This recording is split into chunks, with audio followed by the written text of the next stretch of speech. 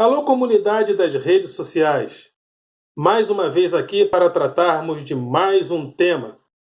Mas antes de entrarmos no nosso tema, mais uma vez gostaria de pedir a você que se inscreva no nosso canal Filosofia com Eldon Rosa Masson, que você dê o seu like, que você faça o seu comentário e que você, acima de tudo, compartilhe o nosso material com outras pessoas, para que vocês possam vir comigo nesta empreitada que tem principalmente dois motivos. Vamos combater o pensamento binário nas redes sociais. Que pensamento binário é esse? Ou está comigo, ou é nazista. Ou está comigo, ou é fascista. Ou seja, é como se todas as coisas que fossem contrárias ao meu pensamento tivessem que ser demonizadas.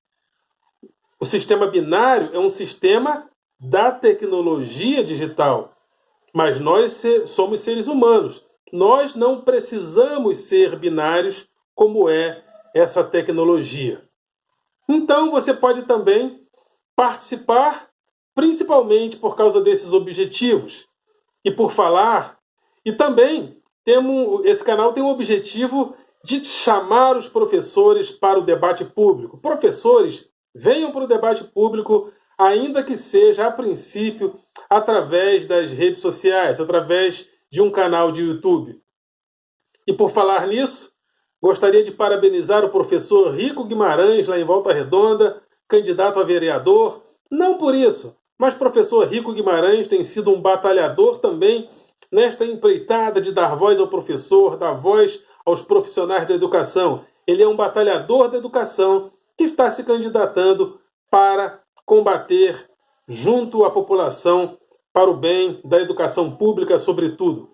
Então, se eu fosse de Volta Redonda, votaria no professor Rico Guimarães, mas não sou de lá. Então, você que é da cidade do Aço, cidade que eu tanto amo e já morei, lembre-se desse nome, professor Rico Guimarães. E também gostaria de anunciar a vocês que Eli Vasconcelos, uma pessoa que eu amo muito, escreveu um livro chamado Crônicas, Poesias e Heresias, de autoria de Eli Vasconcelos. Então, está lá no site da Amazon. Vá ao Google, descubra lá o site da Amazon e solicite esse livro. O nome do livro é Crônicas, Poesias e Heresias, de Eli Vasconcelos. Então vamos ao tema de hoje. O tema de hoje é cidadania financeira. É importante que a gente entenda que cidadania não é só ir lá no dia da eleição votar. Porque a gente às vezes fica preso nessa cidadania representativa, onde a gente terceiriza a cidadania que nós devemos praticar no dia a dia. Não, a cidadania tem que fazer parte da nossa vida diária, em todos os sentidos. E um dos aspectos o qual nós devemos e podemos exercer a cidadania é através da conscientização da nossa vida financeira, da economia, que é um ponto fundamental para que os nossos impostos sejam bem utilizados. E no Brasil pode ser que isso não esteja acontecendo. Eu já vou explicar por quê. Está havendo no mundo, desde a década de 70, sobretudo, uma coisa chamada financeirização da economia. O que é financeirização da economia?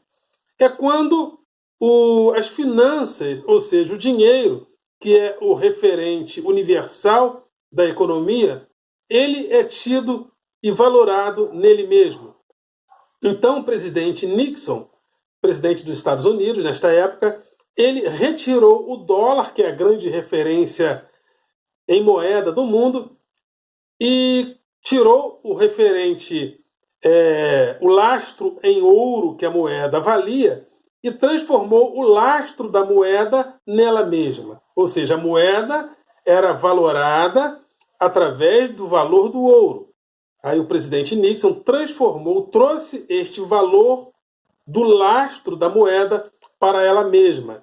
Então, criou-se uma perspectiva, criou-se um precedente onde o dinheiro é produção do próprio dinheiro. O dinheiro passou a ser um referente de produção de dinheiro nele mesmo. Ou seja, eu tenho 10 reais, eu faço um investimento, e este investimento de 10 reais se transforma em 100, se transforma em 1.000, etc. e etc. Isto se chama financeirização da economia. É quando os referenciais da economia fazem com que a moeda tenha valor de lastro nela mesma. E no Brasil, isso tem se tornado uma verdadeira febre econômica. A doutora Maria Lúcia Fatorelli tem denunciado isso, e eu gostaria de indicar o site dela. O site da doutora Maria Lúcia Fatorelli se chama Auditoria Cidadã da Dívida Pública, porque ela entende que a dívida pública do Brasil tem que ser fiscalizada, tem que passar por uma auditoria, porque em nome da crise, muitas reformas têm sido feitas no Brasil, só que essa crise, segundo a doutora Maria Lúcia Fatorelli, e se o que ela está falando é verdade, o Banco Central tem assaltado a população brasileira. Se o que ela está falando é verdade, e eu não tenho encontrado muita gente falando fundamentado que ela está errada. Então, gostaria de deixar este endereço e este nome, essa referência bibliográfica. Doutora Maria Lúcia Fatorelli. Ela tem denunciado vários desmandos da política monetária do Banco Central no Brasil. Política essa que, segundo esta doutora, é que tem gerado as muitas crises do Brasil, sobretudo a partir de 2014. Gostaria de deixar também outra referência bibliográfica, que é o doutor Ladislau Dalbor, que escreveu o livro O Capital, a Era do Capital Improdutivo. Esse livro está impresso, este livro está também disponível na internet através da instituição Paulo Freire, do Instituto Paulo Freire, e tem também no YouTube este livro sendo explicado pelo próprio doutor Ladislau Dalbor, passo a passo, no YouTube. Então é só ir ao YouTube, doutor Ladislau Dalbor, A Era do Capital Improdutivo. Tem ele explicando passo a passo desse livro. E a pandemia tem sido também uma grande oportunidade das pessoas ganharem dinheiro através da financeirização da economia. Você sabia que através da economia, através da pandemia, os mais ricos estão ficando mais ricos? Porque a financeirização da economia é um tipo de organização das finanças, da economia, onde o dinheiro vale dinheiro. Então, se o indivíduo tem uma empresa, por exemplo, que promete que pode fazer vacinas, por exemplo, que pode produzir vacinas ou insumos de vacina, o que ele faz? Ele diz, às vezes de forma mentirosa até, que ele vai produzir a vacina. Aí as ações daquela empresa se multiplicam, valorizam. Aí as pessoas investem naquelas ações e muita gente ganha dinheiro nisso aí. Isso se chama financeirização da economia. É quando a economia não é mais balizada através do capital que produz bens materiais, e sim através do dinheiro, através das finanças, da moeda que gera valor nela mesma. Então, são os desmandos e são as contradições dessa era do capital improdutivo. E o que tem acontecido no Brasil é isso, né? Essa crise que está acontecendo no Brasil, segundo a doutora Maria Lúcia Fatorelli, é uma crise fabricada pelo Banco Central. Como essa crise ela é fabricada e tem sido fabricada? Como uma economia se sustenta? Uma economia só se sustenta se tiver moeda circulando nela. A doutora Maria Lúcia Fatorelli diz que a moeda é como se ela fosse o sangue de uma economia. Então, se uma instituição bancária chamada Banco Central age no sentido de enxugar a liquidez de uma economia e tirar a moeda dela, o que acontece? As pessoas, a economia vai minguando. E o que tem acontecido no Brasil já de um tempo para cá? O que tem acontecido é que o Banco Central tem feito uma coisa chamada enxugamento de caixa. Ou seja, os bancos têm uma quantidade de dinheiro para emprestar para as pessoas, para emprestar para as empresas. Aí o banco não empresta, esse dinheiro fica represado lá. Este dinheiro que fica nos bancos represado, o que o governo faz? O que o Estado brasileiro está fazendo? Já há muito tempo. O governo vai, captura esse empréstimo que deveria ir para as mãos das empresas, que deveria ir para as mãos das pessoas para que houvesse o saneamento da vida financeira do país. Aí o Estado vai, pega esse dinheiro e transforma este dinheiro em dívida pública. Transformando este dinheiro em dívida pública, o banco depois vai receber os juros deste empréstimo. E como vai ficar, e como fica as pessoas? Sem dinheiro. E os bancos não emprestam por quê? Porque o Estado está remunerando. Então, para que os bancos vão emprestar dinheiro para as pessoas? Por que os bancos vão emprestar dinheiro para as pessoas se ele será remunerado pelo Estado? É a pergunta que nós fazemos. Por que os bancos vão emprestar? Se o próprio Estado captura esse dinheiro, e esse dinheiro é certo, porque Estado não fale. As empresas podem falir, as pessoas podem entrar em dificuldade, mas o Estado não fale. Um país não vai à falência nunca. Então isso tem acontecido no Brasil. Infelizmente, isso tem acontecido no Brasil.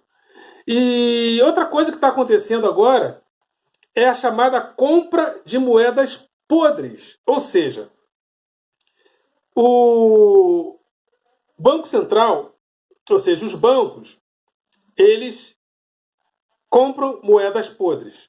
Ou eles têm lá moedas podres. O que são moedas podres? São moedas, às vezes, são moedas de bancos que já foram, de empresas que já foram à falência. Então, essas empresas que já foram à falência, logicamente que o seu valor no mercado financeiro já foi à bancarrota também. O que o Estado faz? O Estado brasileiro faz? Vai lá e compra essas moedas podres. Aí, todas essas moedas podres, uma vez compradas, elas são transformadas em dívida pública que eu e você vai pagar, porque é dinheiro público envolvido. Só que essas moedas foram compradas como moedas podres de propósito. E todo mundo já sabia que elas não valiam nada. Então, outra coisa é o tal de swap financeiro. O que é um swap financeiro? As empresas, os bancos fazem investimento em dólar. Esses investimentos em dólar são feitos e quando o dólar se desvaloriza, o governo vai, o Banco Central vai e remunera essas pessoas. Remunera esses bancos. O Banco Central vai e joga uma quantidade enorme, um pacote de dinheiro nos bancos. O dinheiro fica lá represado. O dinheiro lá fica lá represado e o Banco Central remunerando dinheiro público. Porque quando o Banco Central faz uma operação e ela não é lucrosa, sabe quem paga? Nós. Nós é que pagamos a conta.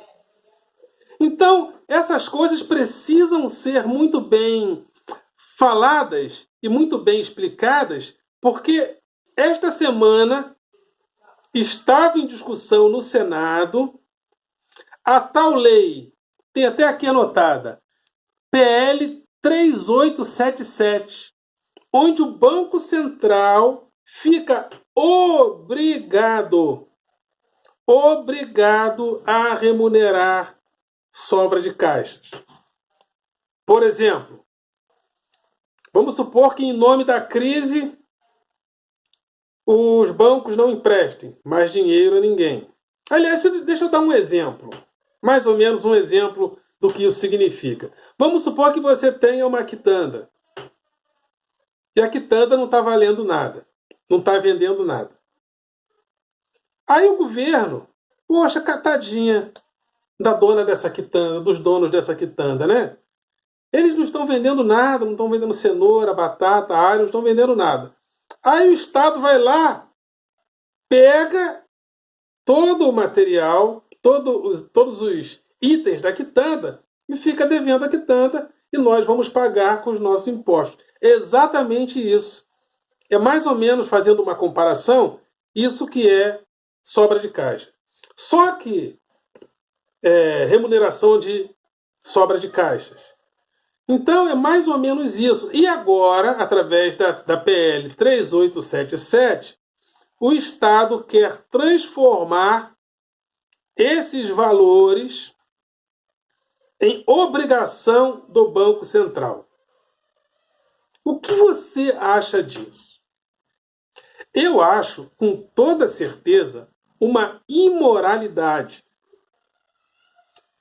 E essa semana, no Senado, eu até perdi um pouco o que aconteceu, mas a PL 3877 procura transformar essas operações, essa operação do Banco Central, em uma obrigação do Estado brasileiro. Aí a gente começa a entender e começa a desconfiar de quais seriam as intenções da tal autonomia do Banco Central. Porque se o Banco Central está fazendo isso, e se isso é realidade, nós estamos sendo roubados. O brasileiro está sendo roubado, se isso é verdade, e eu acho muito difícil não ser. Porque ninguém tem apresentado argumentos, ninguém tem encarado a doutora Maria Lúcia Fattorelli cara a cara dizendo, ninguém está propondo um debate. Você que é economista, que está dizendo, por exemplo, que eu não estou falando coisa com coisa, propõe um debate entre você e a doutora Maria Lúcia Fattorelli. Eu proponho um debate entre Paulo Guedes e Maria Lúcia Fattorelli. Eu proponho um debate entre os grandes banqueiros do Brasil, junto com Paulo Guedes, e junto com esses jornalistas aí que é a favor dessa agenda econômica guedista, que todos vocês debatam com Maria Lúcia Fattorelli. Eu tenho curiosidade de ver como vocês vão se sair. Porque a autonomia do Banco Central talvez tenha muita coisa a ver com esta verdadeira vergonha. Como diz Boris Casoy, isto é uma vergonha. E eu não tenho visto. Sabe aqueles jornalistas muito indignados? Gosto muito, por exemplo, do jornalista Reinaldo Azevedo. Mas se isso está acontecendo de forma tão vergonhosa assim, por que ele não fala com tanta indignação? Aliás, se você conhece uma forma de mandar este vídeo para ele, manda esse vídeo para ele, porque eu queria saber.